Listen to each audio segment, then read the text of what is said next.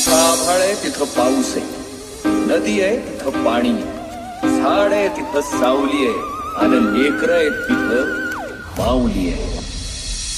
चंद्रभागेच्या तिरी, चंद्रभागेच्या तिरी उभा मंदिरी तो पहा विटेवरी. विठाल विठाल जय हरी, जय विठाल विठाल जय हरी. मधुमली पंढरी, मधुमली पंढरी पांडुरंग हरी तो पहा विटेवरी.